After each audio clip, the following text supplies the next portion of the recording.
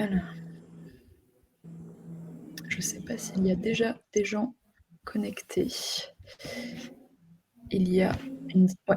Bonjour à toutes celles et ceux qui sont déjà connectés.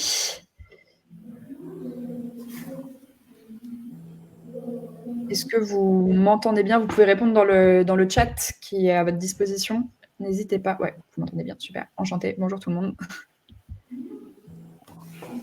On attendra quand même quelques petites minutes pour commencer parce que, comme on se disait avec Clarissa et Ophélia, 11h45, c'est un peu entre deux. Donc, peut-être que des participants et participantes sont encore en réunion. Donc, on peut attendre quelques petites minutes avant de commencer officiellement.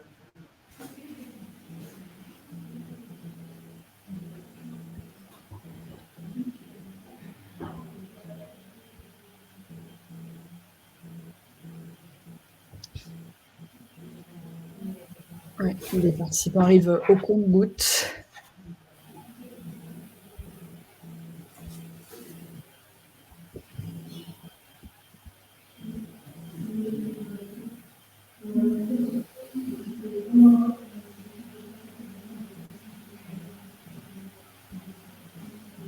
Bonjour à toutes et à tous.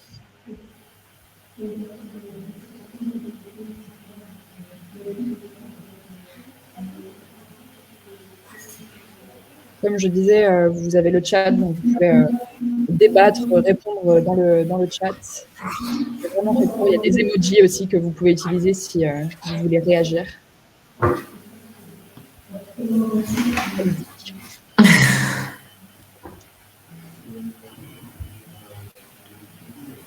Et moi, donc, je suis en compagnie de Clarissa Kaiser de Proxité et de Ophélia Del Sol de la Fondation Vinci pour la Cité. Et je suis de Wendy. Enchantée à toutes les deux. Bonjour à tous. On va commencer. Les gens pourront nous rejoindre pendant le webinaire, il n'y a pas de souci. Alors moi, comme je vous disais, je suis Garance Coury, je suis chargée de la sensibilisation et des temps chez Wenabi. Et Wenabi, qui sommes-nous pour celles et ceux qui ne nous connaissent pas encore? On est la plateforme de l'engagement solidaire qui connecte les associations et les entreprises pour l'intérêt général. Donc concrètement, qu'est-ce que ça veut dire? C'est qu'on va permettre à des salariés de se mobiliser pour des associations sur leur temps de travail, à travers des missions associatives, à travers des missions de terrain, du mécénat de compétences ou des collectes de dons. Et ce, bien sûr, en fonction des besoins des associations. On va proposer une variété de solutions qui vont être très diverses pour que chaque entreprise puisse à son échelle et de la meilleure manière possible. Wenabi, on existe depuis 2017. On a pu aider 1500 associations via la plateforme en France et à l'international. On accompagne des entreprises dans plus de 69 pays et plus de 100 000 collaborateurs et collaboratrices se sont engagés via leur plateforme d'engagement. Et on a pu on a permis de lever près de 2,5 millions d'euros au profit des associations. Et c'est quelque chose dont on est très, très fiers. Et en septembre, pour mobiliser un maximum d'entreprises et de collaborateurs et collaboratrices pour l'égalité des chances, on a lancé un temps fort qui s'appelle Mentorat pour tous et tous pour les jeunes. Et dans le cadre de ce temps fort, les salariés de nos entreprises partenaires vont retrouver un parcours de sensibilisation qui va permettre vraiment de sensibiliser aux enjeux de l'égalité des chances et de comprendre pourquoi c'est hyper important de se mobiliser en tant que mentor. Ils vont aussi retrouver des missions de mentorat auprès de nos associations partenaires partout en France. Et pour les personnes qui n'ont pas forcément la plateforme Wenabi à disposition, un guide Devenir mentor et un annuaire pour trouver la bonne association pour votre programme de mentorat. Et on propose aussi ce webinaire ouvert à toutes et tous pour apprendre comment lancer un programme de mentorat impactant et durable.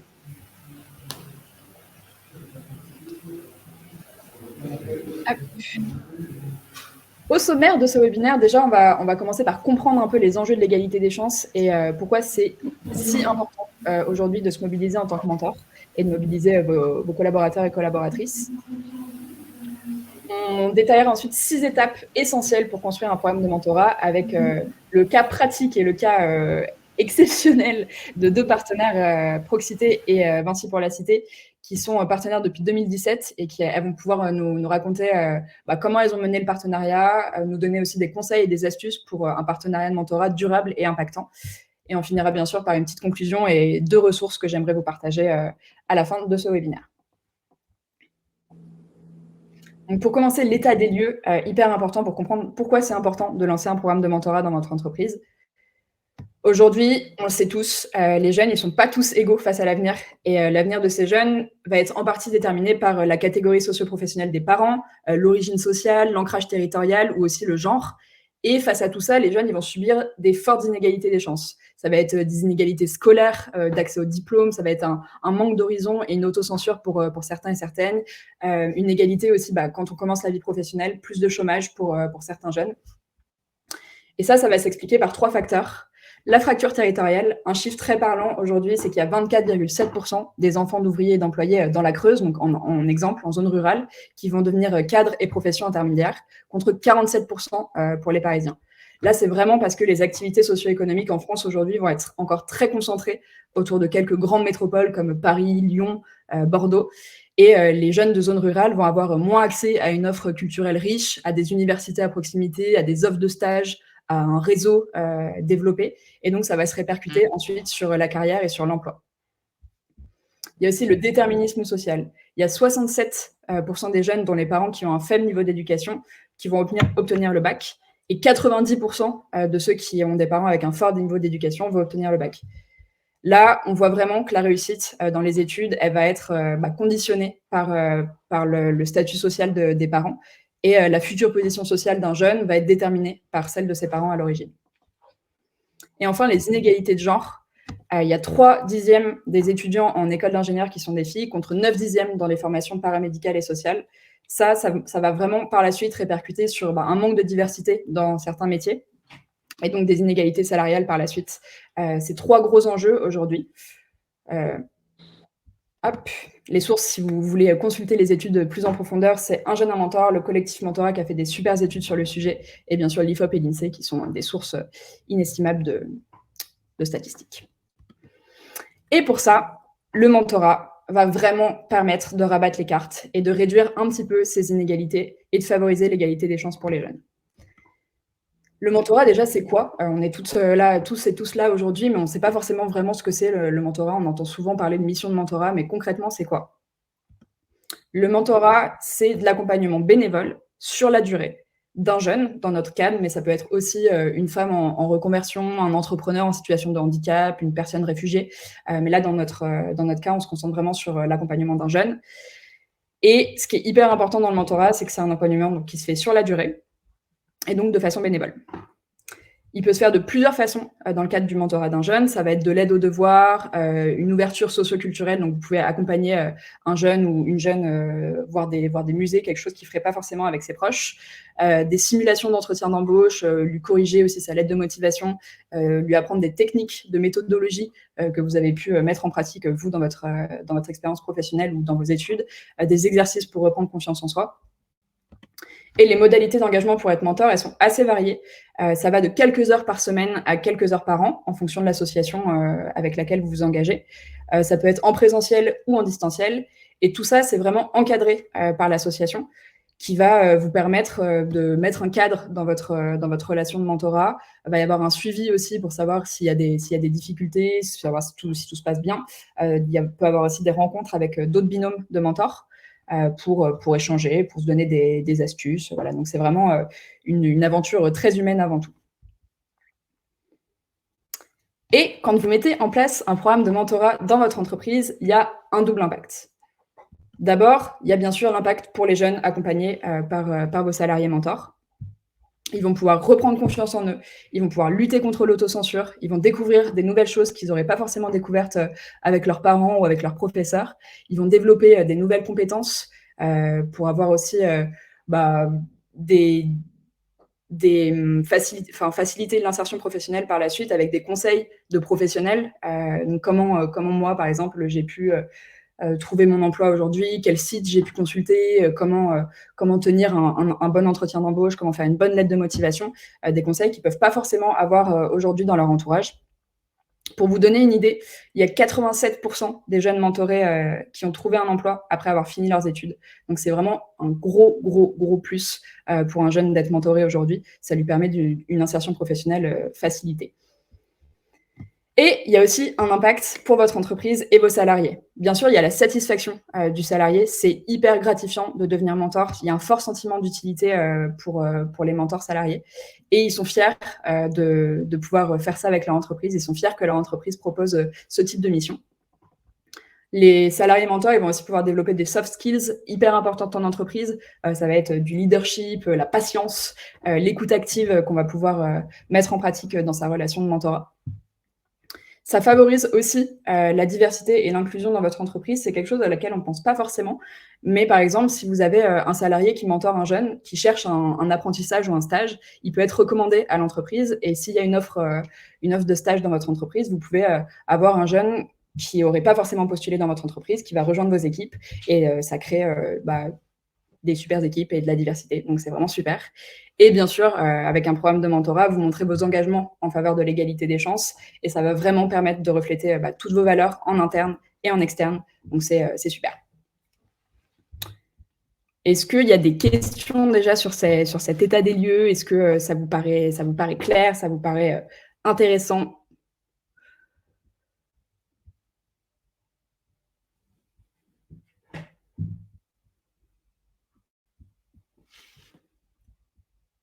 Franchement, n'hésitez pas si vous avez des questions, si vous voulez rebondir sur des éléments. On peut ensuite passer au témoignage, c'est un peu un grand mot, mais au cas pratique de Clarissa.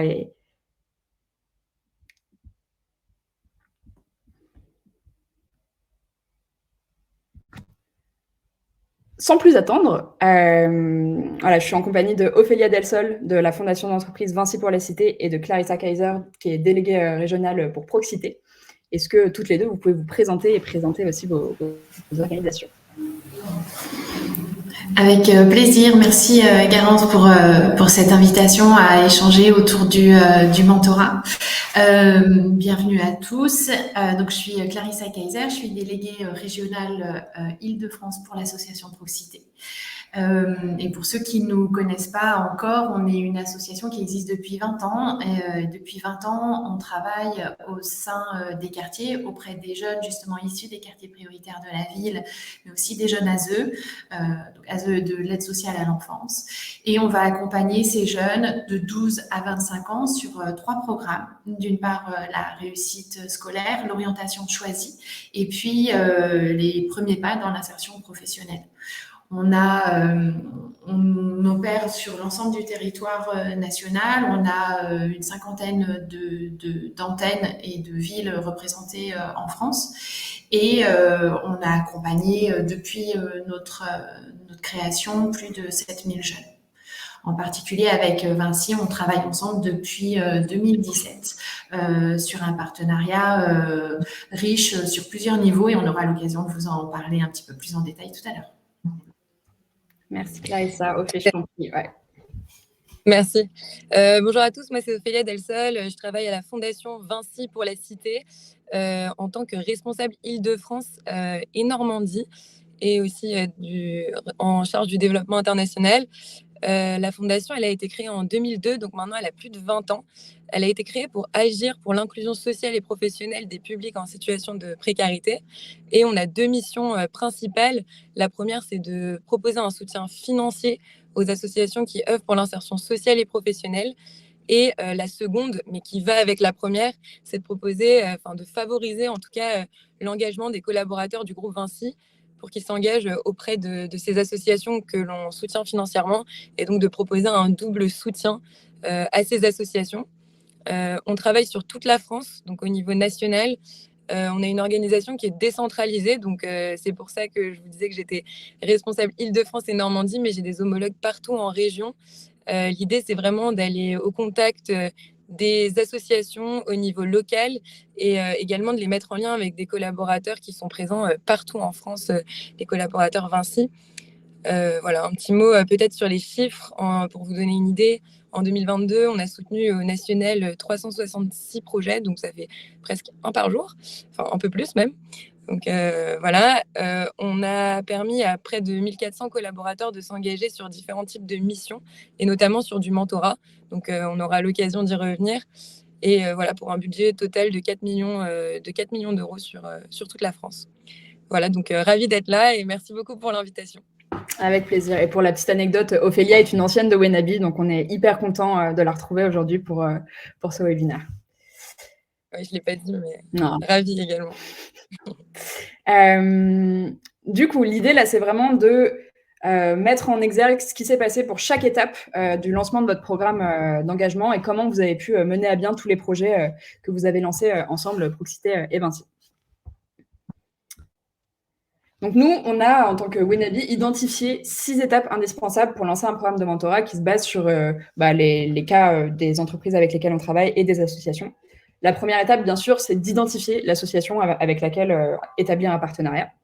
Ensuite, vous allez établir le partenariat et les modalités de ce partenariat, définir ensemble des objectifs et des résultats à atteindre, recruter des mentors en interne, animer le programme tout au long de l'année, et bien sûr, évaluer et mesurer l'impact pour ajuster, si besoin, les objectifs.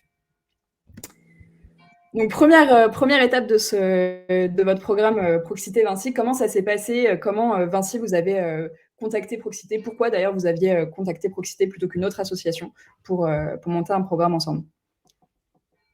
Alors, Clarissa, comme moi, c'est important qu'on précise qu'on n'était pas là en 2017 quand le partenariat a émergé. En revanche, on peut quand même vous parler un petit peu de la naissance de ce partenariat. Donc, comme tu disais, Garance, il date de 2017. Donc, nous, les partenariats côté Fondation Vinci, les partenariats qu'on noue, c'est vraiment des partenariats qui sont en lien avec les thématiques qu'on soutient. Donc, je vous ai parlé de la thématique principale qui est l'insertion sociale et professionnelle. Ça, c'est un peu notre boussole, mais on l'a subdivisé en 4 grandes causes, grands champs d'intervention. On a le lien social en territoire fragilisé, donc toutes les associations qui visent à justement favoriser le lien social dans les quartiers politiques de la ville, dans les communes rurales. La mobilité solidaire aussi. Donc, ça va être toutes les associations qui favorisent l'accès à la mobilité pour des personnes qui en sont éloignées et qui leur permet ensuite, donc en obtenant le permis de conduire, par exemple, de pouvoir accéder à un emploi. On a également l'insertion par le logement. Donc voilà, comme son nom l'indique, on va favoriser aussi le soutien à des projets qui permettent d'accéder à des solutions de logement durable pour des personnes qui en sont éloignées. Et enfin, on a cette grande thématique qui est l'orientation et l'emploi. On a beaucoup de projets justement qui favorisent l'accès du coup à l'emploi à des personnes qui peuvent en être éloignées, à l'accès aussi à une meilleure orientation pour des jeunes qui peuvent être issus de milieux modestes. Et donc, c'est dans le cadre de cette 4e thématique qu'on s'est dit qu'on avait besoin d'un partenariat fort avec une association qui propose justement du mentorat. Et donc, c'est pour ça aussi qu'on s'est tourné vers Proxité. Et l'autre point qui nous a fait aussi nous diriger vers Proxité, c'est son ancrage national, ce qui nous permettait justement de pouvoir travailler avec Proxité un peu partout sur le territoire. Voilà. Très complet. Ouais, bien sûr. Et Clarissa, côté Proxité, du coup, vous, comment ça se passe pour trouver des nouveaux partenaires? Est-ce que vous avez des actions que vous menez en ce sens? Tout à fait. Enfin, c'est un enjeu hyper important pour les associations de rechercher constamment de nouveaux partenaires. Déjà parce qu'il y a un enjeu financier. Donc, c'est comment permettre aux activités, aux missions de se développer, d'essaimer sur d'autres territoires et du coup sur les actions de mentorat de rechercher toujours de nouveaux bénévoles.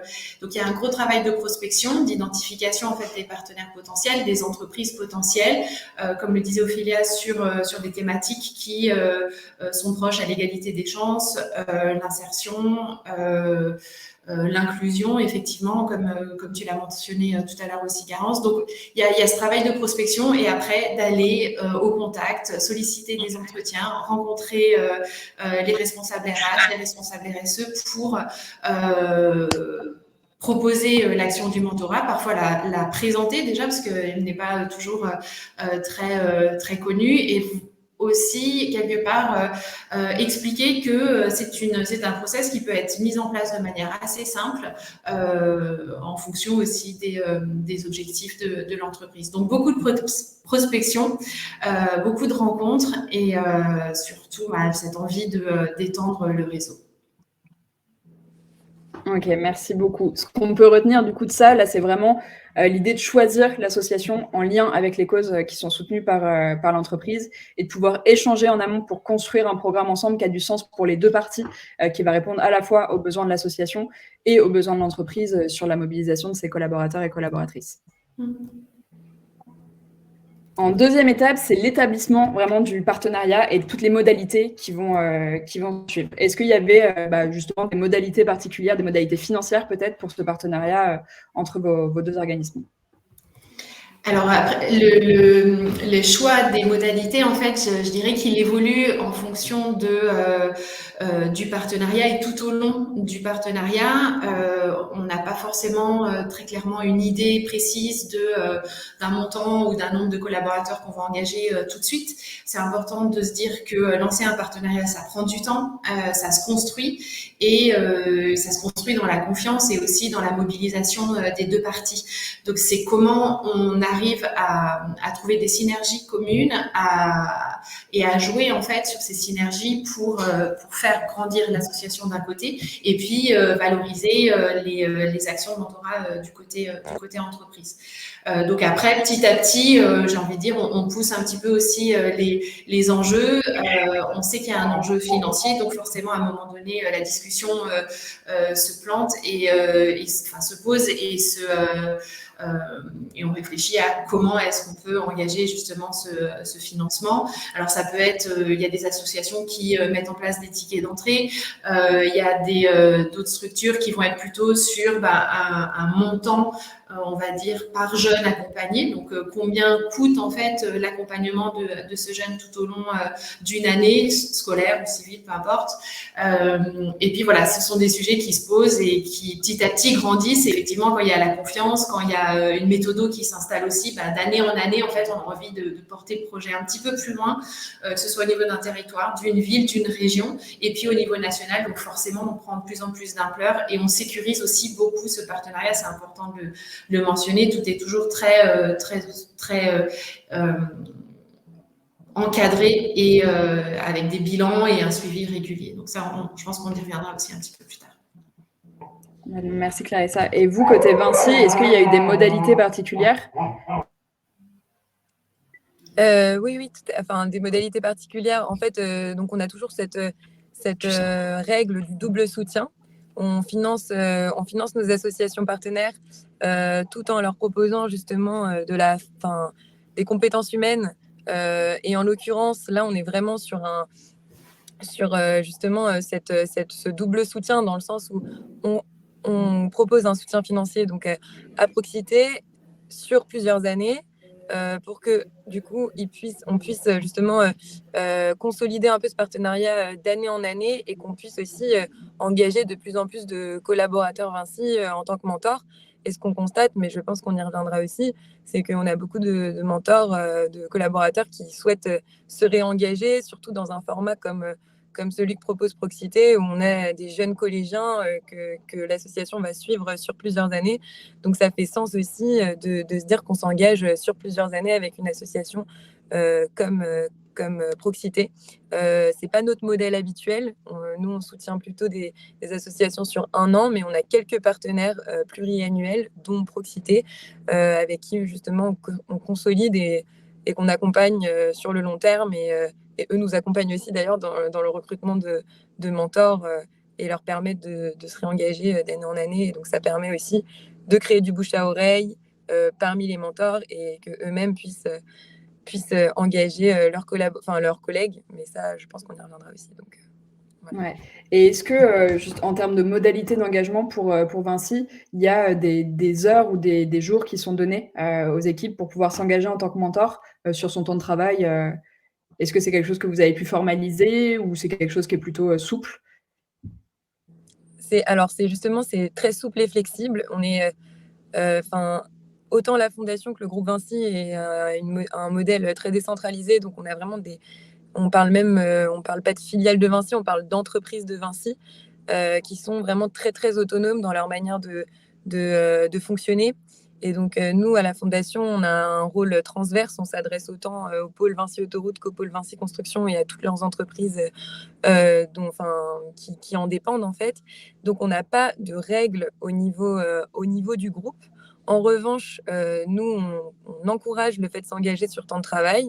On sensibilise les managers, les chefs d'entreprise à ce qu'ils puissent justement autoriser leurs collaborateurs à s'engager sur le temps de travail. En revanche, voilà, on n'a pas encore en tout cas, on n'a pas de règles avec un nombre de jours donnés par an.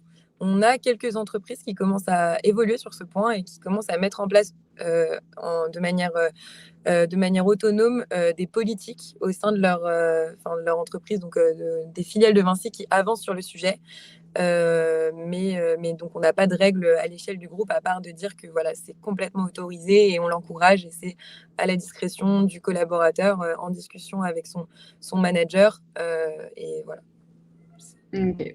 Très, très clair. C'est vrai que donc là, pour retenir un peu comment on peut établir un partenariat durable avec son partenaire à son entreprise, l'idée, c'est d'échanger sur les modalités financières. Comme le disait Clarissa, c'est quand même important d'avoir un soutien financier de la part de l'entreprise et d'éventuelles contreparties aussi sur ce partenariat et aussi de se dire quelle durée on attend du partenariat. Est-ce que c'est un programme plutôt sur 1 an, un programme sur 3 ans pour un peu pérenniser aussi l'engagement des deux parties et déterminer si vous souhaitez accorder des jours d'engagement à vos collaborateurs et collaboratrices sur leur temps de travail pour qu'ils puissent, sur leurs horaires de travail, soutenir un jeune et accompagner un jeune.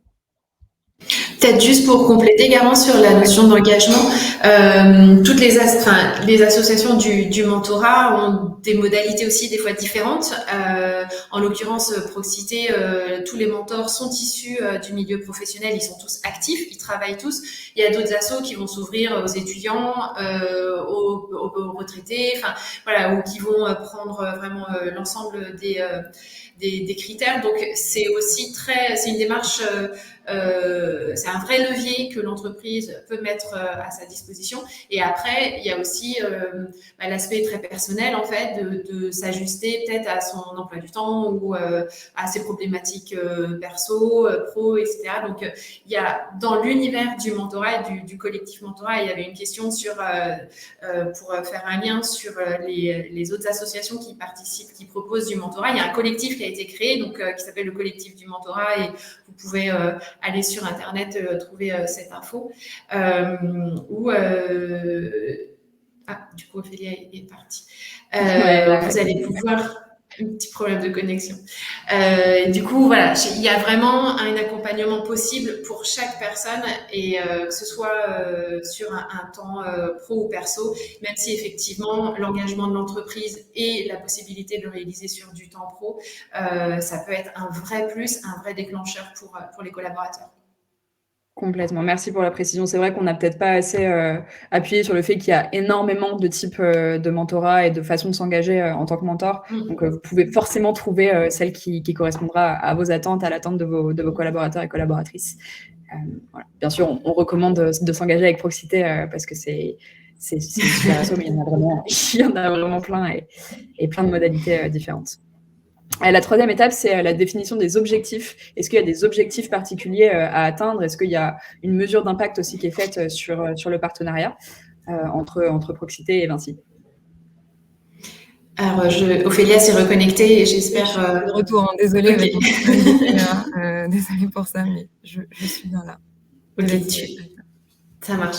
Alors bien sûr, en interne, nous, on se pose des objectifs annuels et par territoire. On se dit, voilà, on a ces ambitions-là, on a ce projet, on a envie de porter ces X nombre d'accompagnements et c'est aussi lié à nos partenaires côté prescripteurs, c'est-à-dire ceux qui vont nous orienter des jeunes avec qui on travaille et qui vont identifier des jeunes. Donc, on a une idée très claire en fait, du nombre de jeunes qu'on souhaite accompagner. Donc, forcément, on va avoir une idée aussi très claire du nombre de bénévoles qu'on souhaite trouver. On recrute tout au long de l'année, en fait, même si on privilégie un accompagnement sur l'année scolaire. Mais il y a aussi plusieurs modalités de s'engager, c'est-à-dire qu'on peut avoir le mentorat en one-to-one et accompagner vraiment un jeune en fonction de son projet. Et puis aussi, des fois, on a des temps plus courts sur ce qu'on appelle nous des temps collectifs, qui sont l'animation d'un atelier, présenter son métier, sa passion à un jeune pour ouvrir les horizons aussi et vraiment partager en fait partager quelque chose qui vous touche. Ça aussi, c'est quelque chose qui est faisable et qui peut être déjà un premier pas en termes d'engagement. Voilà, 2 heures, 3 heures sur 2 fois par an, enfin, c'est possible, ça peut être une première démarche. Et nos objectifs, en gros, pour vous donner un chiffre sur Proxité pour l'année prochaine, on est sur 2400, 2500 jeunes au niveau national. Moi, je peux compléter. Nous, c'est vrai qu'en termes d'objectifs, nous, on se fixe pas un nombre de mentors à engager, mais en tout cas, ce qu'on se fixe, c'est vraiment une augmentation d'année en année sur le nombre de mentors touchés. On a d'autres aussi, d'autres partenariats qu'avec Proxité sur le mentorat. Le but, c'est de pouvoir proposer à nos collaborateurs de s'engager près de chez eux ou près de leur lieu de travail, auprès de publics différents, parce que chacun a des causes un petit peu différentes, qui peuvent les toucher, toujours dans l'insertion sociale et professionnelle. Donc, mais voilà, on propose aussi de s'engager auprès de publics un peu plus âgés, avec Codico par exemple. Voilà.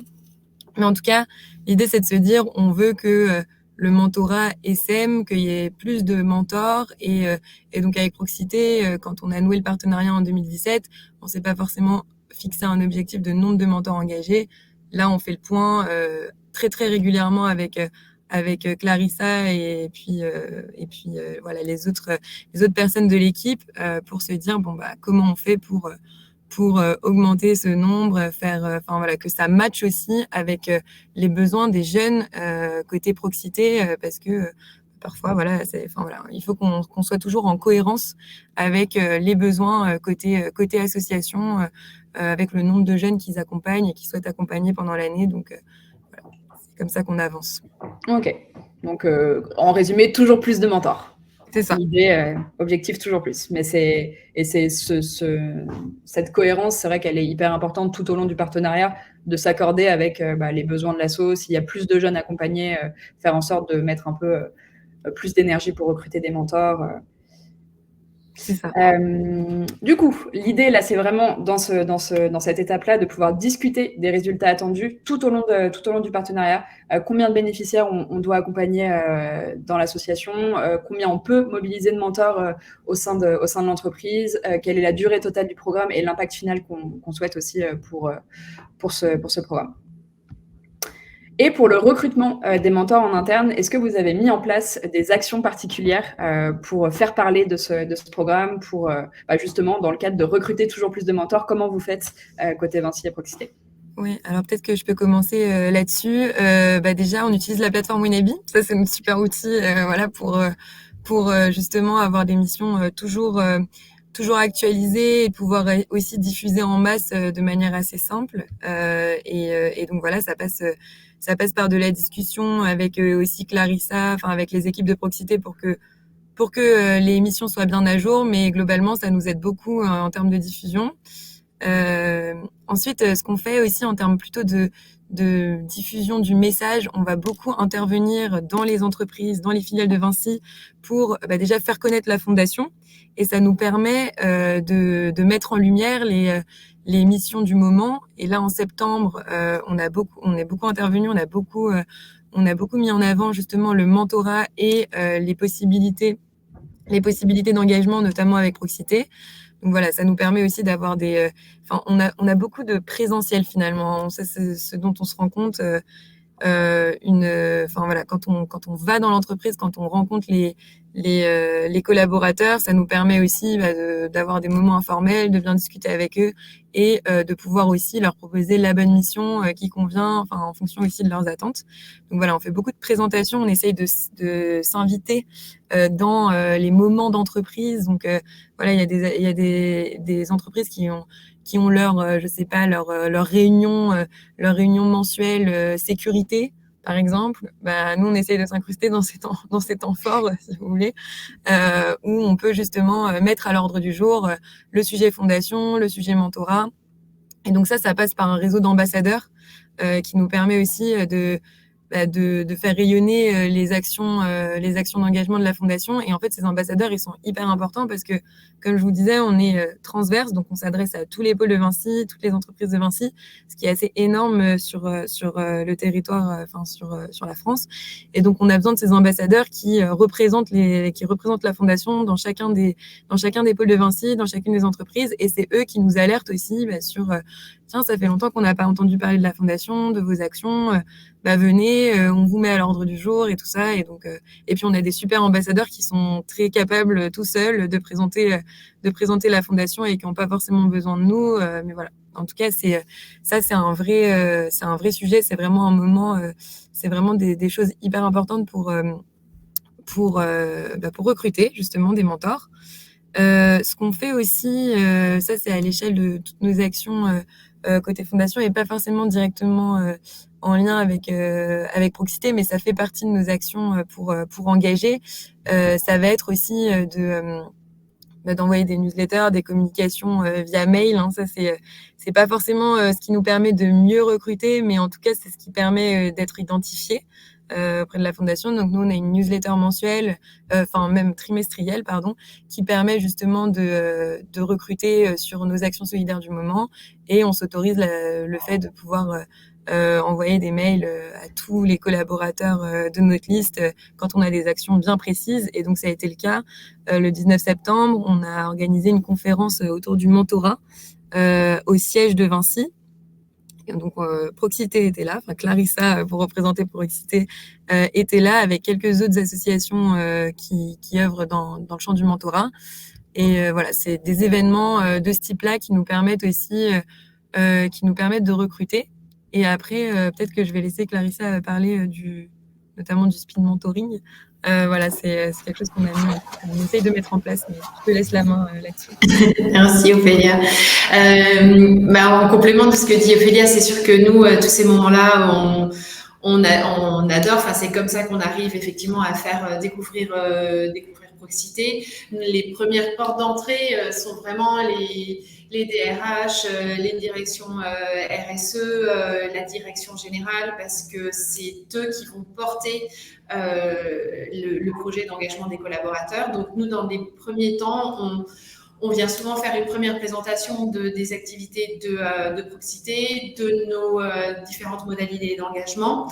On constate aussi que ce qui marche, c'est le témoignage. C'est-à-dire que c'est le mentor qui vient et qui va parler auprès d'autres futurs bénévoles, effectivement, des questions qui peuvent le plus préoccuper, à savoir combien de temps ça va prendre, je ne suis pas hyper qualifiée, est-ce que je peux quand même être un mentor, je suis nulle en maths, est-ce que je peux accompagner un jeune?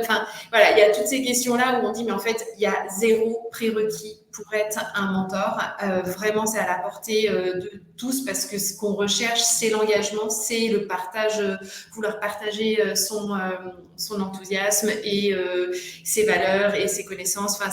On est vraiment dans une relation extra-humaine qui enrichit énormément. Donc, on n'est pas du tout sur des compétences techniques ou pratiques, même si effectivement, ça s'avère être très utile dans la relation de parrainage une fois qu'elle est déclenchée. Mais c'est pas notre premier point d'accroche.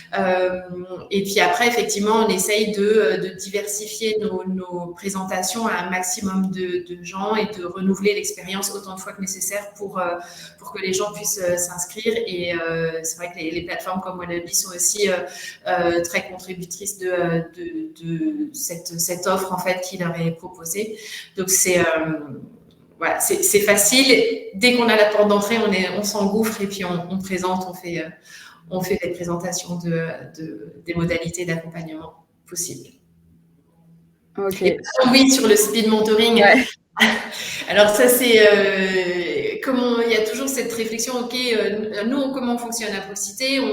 on rencontre des jeunes d'un côté, on rencontre des mentors de l'autre qui vont chacun passer un petit entretien où on va évaluer un petit peu justement ce qu'ils aiment faire, leur passion, leurs traits de personnalité, le type de projet qu'ils aimeraient bien accompagner. On fait ça aussi pour les mentors et c'est un référent Proxité qui va faire se matcher de profils qui correspondent. Donc c'est vraiment une relation humaine, c'est pas un algorithme qui décide sur des choix numériques, mais vraiment un ressenti aussi de se dire telle et telle personne vont vraiment bien s'entendre et ça va vraiment leur apporter quelque chose.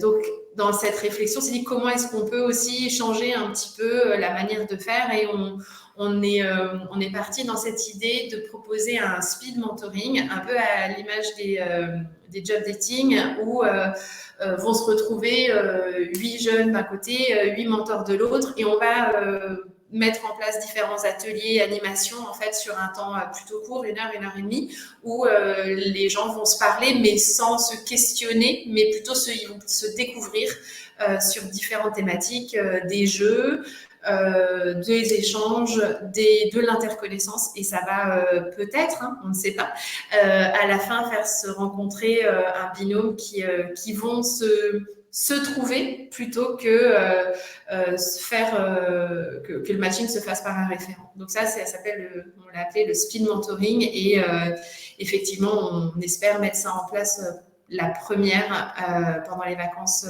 de la Toussaint. Trop bien, super projet que j'avais déjà entendu et j'espère que ça va marcher. On t'y invite. Ah, carrément. En plus, j'ai retenu qu'on peut être nul en maths et mentor, donc c'est super candidate. Du coup, pour le recrutement des mentors en interne, l'idée, c'est aussi de mettre en place un événement de lancement où vous pouvez inviter l'association avec laquelle vous êtes partenaire, faire une campagne de communication interne, comme le disait Ophé, n'hésitez pas à relancer quotidiennement, s'il le faut, vos équipes et vos différentes antennes sur le programme, sur l'impact recherché. Et vous pouvez faire aussi des formulaires d'intérêt pour les salariés pour savoir s'ils sont intéressés par le mentorat, pour leur en dire plus après. Mettez en avant aussi les avantages du mentorat, comme le disait Clarissa, et le fait que tout le monde peut devenir mentor. Rassurez vos équipes sur cet engagement qui est accessible à tous. Vous pouvez prévoir une session de présentation de l'asso et bien sûr mettre à disposition la plateforme Wenabi pour faciliter et concentrer les inscriptions de vos collaborateurs et collaboratrices aux missions.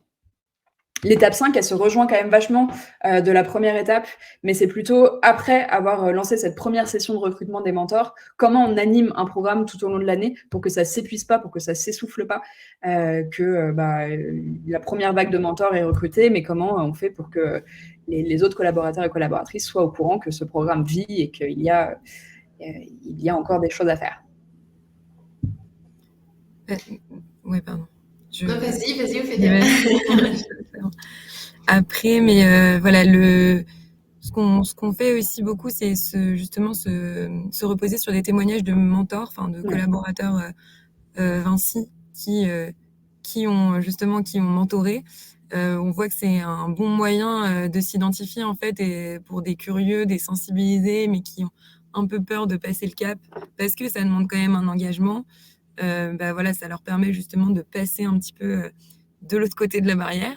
Et donc, c'est pour ça que voilà, on utilise beaucoup ce levier-là. Peut-être pas encore assez parce que je pense que c'est vraiment le meilleur levier. Donc, via des vidéos, je parlais de notre conférence mentorat qui a eu lieu le 19 septembre. On a fait témoigner donc Marie Dufour, mentor Proxité depuis qui entamait sa 3e année, il me semble. Voilà, l'idée c'est aussi de dire voilà, ils peuvent le faire, ils font comme vous, ils sont comme vous et ils l'ont fait, ils ont adoré ça, donc pourquoi pas se lancer. Donc voilà, ça dans un premier temps les témoignages et puis aussi ce qu'on n'a pas encore totalement développé mais qui paraît être intéressant, c'est de se reposer aussi sur les mentors. Donc comme je le disais, via le témoignage, mais vraiment que ces mentors qui sont déjà engagés deviennent presque des ambassadeurs en fait de Proxité en interne, et que du coup, ce soit même eux qui soient chargés, limite, de recruter après à leur tour. Et donc, ça passe par le fait de les réunir, de leur demander de ramener un +1 qui connaît pas le concept ou qui ne s'est pas encore engagé. Voilà, ça c'est pas encore fait, mais ça fait partie des idées que j'aimerais mettre en place. Voilà, ça de ce point de vue-là, voilà, pour moi le témoignage collaborateur, ça reste quand même un des bons leviers. Voilà, je te laisse Clarissa compléter peut-être.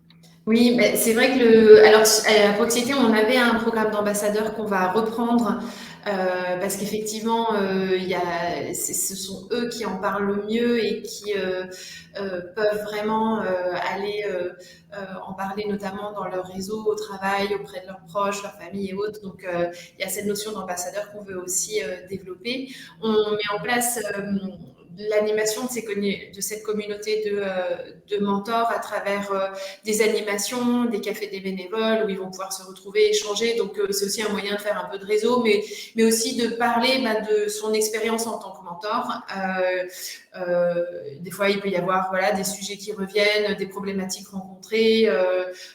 Comme on est dans l'humain, des fois, on peut être aussi confronté à des sujets très proches des jeunes et qui peuvent aussi percuter, quoi. On peut se sentir aussi un peu fragile à certains moments. Donc, c'est comment on donne un accès libre à la parole aussi autour d'un moment convivial. Donc, ça, on l'anime aussi. On a en fin d'année un grand moment festif qu'on appelle la fête de fin d'année pour les antennes, où se retrouvent jeunes, mentors, partenaires pour fêter la fin d'année et continuer d'échanger, proposer des idées et à chaque fois il y a cette notion aussi de partage, convivialité et dans un cadre toujours extrêmement bienveillant, et ça permet finalement à tout le monde de découvrir un autre univers, un monde qu'on connaissait pas forcément, que ce soit celui des jeunes ou celui des mentors aussi, parfois très dans le côté pro, et puis les jeunes dans leur quartier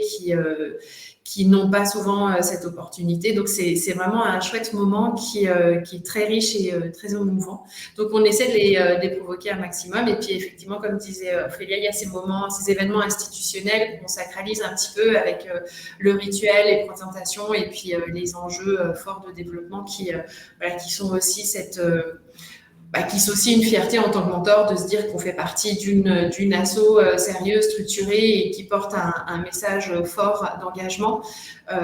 Donc voilà, on tient à ce message et on tient aussi à les accompagner tout au long de leur parrainage avec une mesure d'impact aussi qui est là, qui est présente, où tout au long, on va pouvoir s'assurer de la qualité du parrainage, du suivi, qui sont bien dans leur botte, qui sont en confiance aussi, parce que si on n'est pas bien, ça sert à rien de continuer, on n'a pas envie de renouveler l'expérience. Donc on a au moins 2-3 bilans annuels qui permettent vraiment de poser le curseur sur la qualité de la relation et de se remettre en question aussi, de se dire il n'y a pas de si ça marche pas, on peut aussi en sortir. On peut aussi proposer d'autres solutions et l'essentiel, c'est pas de se forcer à faire quelque chose parce que c'est pas du tout le but. Donc tout au long, on va vraiment s'assurer que le mentor est dans de bonnes conditions et qu'il est bien. Et puis côté jeune aussi, on va s'assurer est-ce que son projet est atteint, est-ce que il a obtenu les réponses qu'il attendait dans ce parrainage, est-ce que ça lui a fait du bien, est-ce qu'il a appris des choses. Et on mesure aussi sur la satisfaction, mais aussi l'obtention des diplômes. Est-ce que tu as eu ton diplôme? Est-ce que tu as passé ton examen? Est-ce que tu as trouvé un job? Enfin, ça, ce sont les indicateurs qu'on met en place. Et en gros, de notre côté, 8 jeunes sur 10 accompagnés par Proximité améliorent que ce soit ses notes ou obtient le diplôme sur lequel il travaillait. Donc, on est extrêmement vigilant en fait sur ces indicateurs, parce que s'ils venaient à descendre ou s'ils étaient bas, en fait, finalement, c'est une relation qui peut-être n'est pas orientée là où elle devrait. Et encore une fois, il y a énormément d'assos, il y a plein d'assos qui proposent du mentorat et on n'a pas tous les mêmes objectifs. Nous, on travaille vraiment sur ces 3 axes, donc la réussite scolaire, l'orientation choisie et les premiers pas dans l'insertion pro. Peut-être si je peux ajouter juste un point sur ce qu'on s'est dit sur comment animer aussi. Ce qui nous permet aussi de convertir, entre guillemets, des collaborateurs, c'est avec Proxité d'organiser des sessions de visite d'entreprise, par exemple sur une demi-journée, des visites de chantier aussi qui sont bien appréciées par les jeunes. Et l'idée, c'est de se dire, là, dans ce cadre-là, c'est les jeunes qui viennent à vous. Vous pouvez aussi commencer à échanger avec eux, témoigner de vos métiers.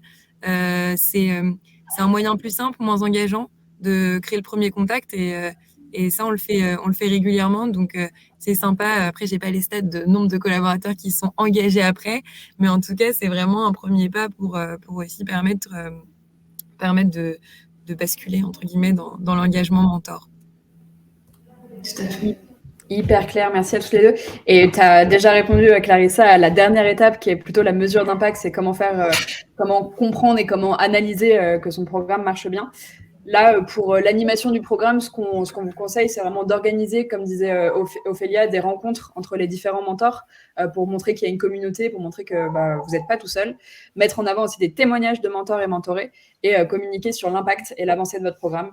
Et vous pouvez piquer plein d'idées de Proxité et Vinci, comme les cafés des bénévoles ou le speed mentoring pour recruter des nouveaux mentors. Pardon. La dernière étape, du coup, c'est l'analyse, l'évaluation de la mesure d'impact et l'ajustement des objectifs si besoin. Clarissa, tu as déjà un peu répondu à cette partie-là. Ophélia, est-ce que tu veux rajouter quelque chose sur cette étape? Nous, on n'a pas vraiment encore développé un process très très clair.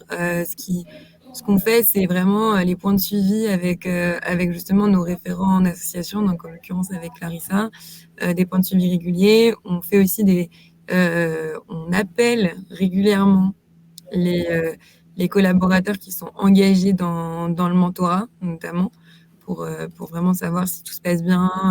Voilà, c'est plutôt du quali, du suivi quali.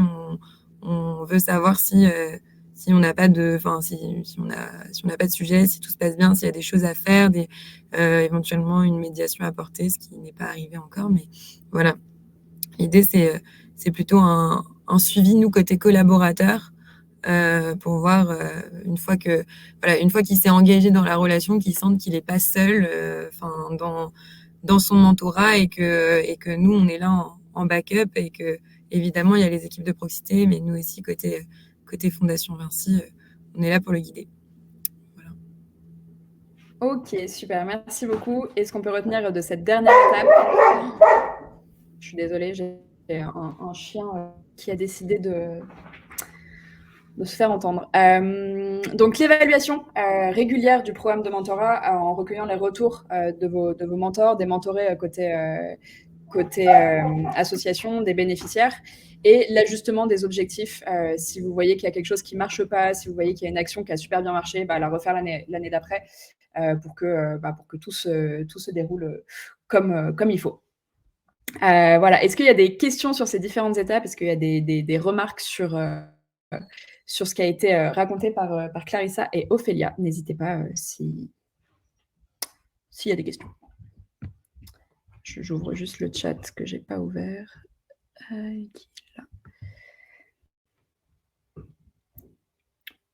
Pas de questions, mais des merci. Merci à vous deux. C'est vrai que c'était très clair et je pense qu'il y a beaucoup d'idées qu'on peut vous piquer et s'inspirer de votre partenariat qui est quand même très ancré, très pérenne. Donc, c'est un super témoignage. Et moi, pour finir, je voulais juste vous partager quelques ressources qu'on vous envoie par mail juste après. C'est un annuaire qui vous permet de trouver la bonne association à soutenir en fonction du programme de votre entreprise, donc qui répertorie toutes les associations de mentorat, pas forcément les associations qui soutiennent juste les jeunes, mais aussi d'autres types de bénéficiaires, comme on le disait en introduction, des personnes réfugiées, des personnes en situation de handicap ou des femmes en reconversion. Et un guide que vous pouvez partager à vos collaborateurs et collaboratrices qui permet de devenir un super mentor avec plein d'astuces, plein de conseils sur le mentorat et qui permet aussi un peu de casser les clichés qu'on a sur le mentorat et de lever les freins et les tabous qu'on peut avoir en se disant je ne suis pas qualifiée ou je n'ai pas le temps. Donc, qui permet vraiment de se lancer en tant que mentor. Donc, 2 ressources que vous pouvez partager avec grand plaisir à vos équipes.